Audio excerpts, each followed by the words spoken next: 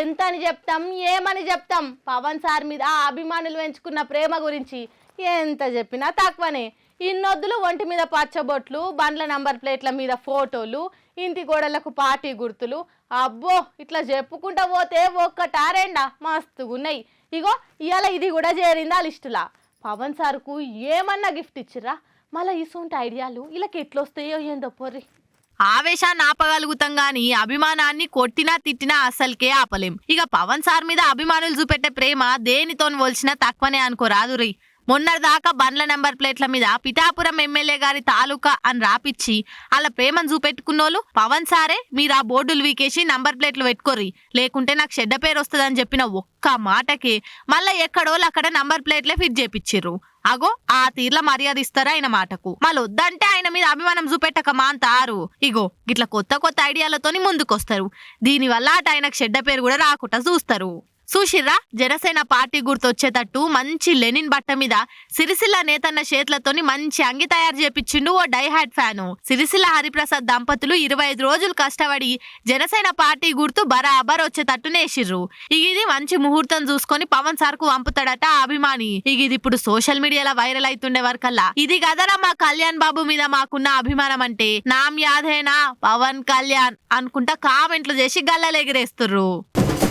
మీరు ఏమనుకున్నా కానీ ఈ నడుమ దొంగసార్లకు ఏడ చూడు గాశనం బాలేని కథలే అవుతున్నాయి.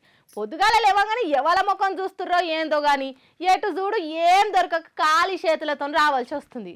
ఒకప్పుడు 2 లక్షలు, 5 లక్షలు, 10 తులాలు ఫోన్లు, బండ్లు ఎత్తుకొని పారారైన దొంగలు అని చెప్పుకునే ముచ్చట్లు ఇప్పుడు దొంగకు మొండిసే ఎంత ఎతికినా ఏం దొరకలే.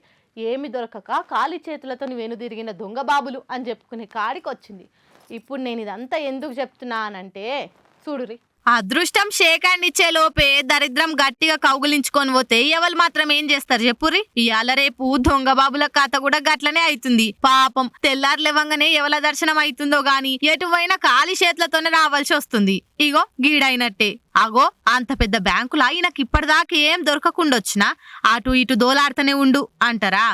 మల అదేమన్నా ఇల్లా దొంగలో చేతకపోతారని ఏడబడతాడా పైసలు పెడతందుకు? బ్యాంక్ ఆయే ఆ మాత్రం జాగ్రత్తలు తీసుకోకుంటుంటారా? కొమరంభీం ఆసిఫాబాద్ జిల్లా దహగాంలున్న తెలంగాణ గ్రామీణ బ్యాంకులకు అటు ఇటు చేసి జొర్రిండు గీ మోతవారి మొగాయన. మన తెలిసొచ్చిండా లేక ఎంతో కొంత దొరకకపోతుందా అనే నమ్మకంతో వచ్చిండా తెలియదు గాని బ్యాంకులో ఎంత దోలాడినా ఏం దొరకలే. ఇగో గిట్ల సోట్లు సొదిచ్చి దమ్ము తీసుకోకుండా ఎంకులాడిండు. పాపం ఆడ కాగితాలు, కంప్యూటర్లు, బల్లలు తప్పితే ఇంకేం లేవు. మళ్ళా అన్న నిజంగానే దొంగనో లేకుంటే ఈ పనిలో ఇంకా ఫ్రెషరో మరి. బ్యాంకుల పైసలు అన్ని స్ట్రాంగ్ రూమ్ లో లాకర్లలో పెడతారని తెలియకొచ్చినట్టుండు. ఖాళీ చేతులతోనొచ్చి ఖాళీ చేతులతోని ఓవుడే కాదు, ఈయన దోలాడిన కథలు మొత్తం సీసీ కెమెరాలకు రిటర్న్ గిఫ్ట్ లెక్కిచ్చి పోయిండు. ఇప్పుడు అవి చూసి పోలీసులు మోతేవాడిని దోలాడే పనిలో పడ్డారు. ఒకవేళ అన్న దొరికితే మటుకు నాకేం పైసలు దొరకలేవు సారాడా, ఏం లేవు అని ఎంత చెప్పినా ఇడువరు కావచ్చు. గిట్లుంది దొంగల పనితనం. సందు దొరికితే చాలు దోసుకపోదామని చూస్తుంటారు. మళ్ళీ గిసొంటోళ్ళకే గింత తెలివి ఉంటే బ్యాంకోళ్ళు ఎంత తెలివితోని పైకం కాపాడతారు చెప్పురి?